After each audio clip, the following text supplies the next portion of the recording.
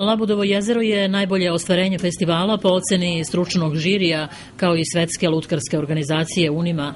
Za najbolju režiju nagrađen je Todor Valov.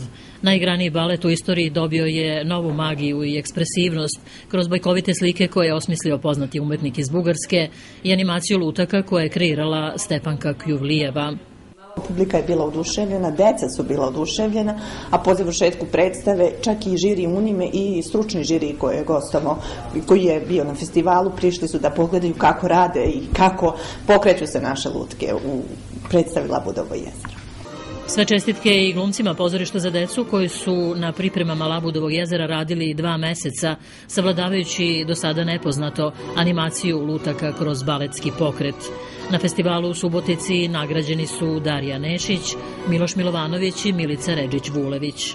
Nas je gledala mađarska publika i ja sam bila oduševljena koliko su oni bili oduševljeni. Dobro, nema u toj predstavi mnogo teksta, ali su deca bila, mi smo bili zatečeni koliko su nas puta na bis pozivali. Kada zapravo ima dovoljno vremena da se jedna predstava uradi, kada reditelj ima odličnu koncepciju, kada su glumci vrlo raspoloženi da naprave nešto veliko, kada takođe tehnika isto sa istom željom radi na svemu tome i čitava kuća, to je čitavo pozorište, ne može da se ne dese ovakve stvari. U predstavu kojom je Kragujevačko pozorište za decu 1. oktobra obeležilo deceniju rada uloženo je mnogo kreativnosti, ali i tehničkog znanja. To je do sada i najskuplji projekat ovog pozorišta.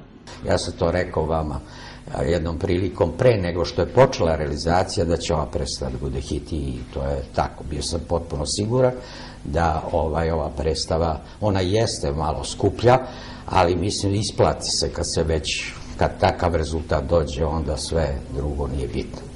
Lutkarski balet Labudovo jezero je predstava dostojna jubileja Kragujevačkog pozorišta za decu, koja može da ga predstavlja na bilo kom lutkarskom festivalu. To su potvrdile i nagrade iz Subotice.